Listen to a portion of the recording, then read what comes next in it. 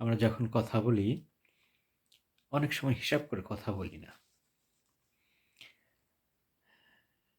সেটা কেন বলি না?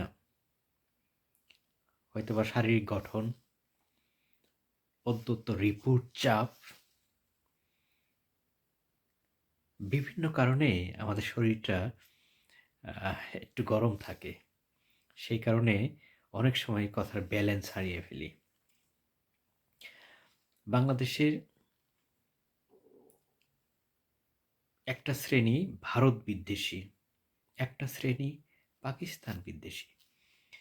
সো আমরা ভারতের বিপক্ষে কথা বলেও ভারতের যায় আসে না, পাকিস্তানের বিরুদ্ধে কথা বললেও যায় আসে না। বিষয়টা হচ্ছে কিছু কিছু কথা আমরা অনেক সময় দেশপ্রেমটাকে এমন উতলায় ফেলি, যেটা অনেক সময় হিতে বিপরীত হয়। ভারত আমার ভালো মন্দ দেখার বিষয় নয়, কিন্তু আমাদের স্বীকার করতে হবে বা আমাদের যে পার্শ্ববর্তী দেশ ভারত, এই ভারতের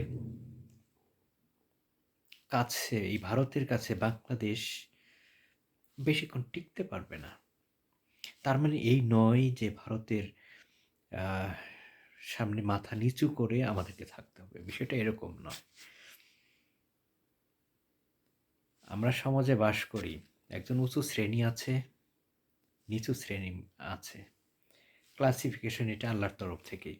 কিন্তু এর মানে এই নয় যে এই নিচু শ্রেণীর লোকটা উঁচু শ্রেণীর লোকের কাছে মাথা নত করে থাকবে, সেটাও না।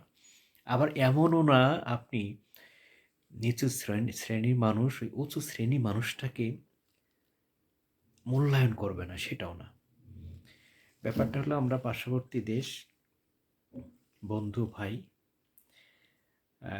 অনেক সময় নিজেদের মধ্যে ঝগড়াঝাটি হয়, সেটাও একটা সময় স্বাভাবিক হয়ে যায়। কিন্তু ভারতের বিপক্ষে কথা বলা,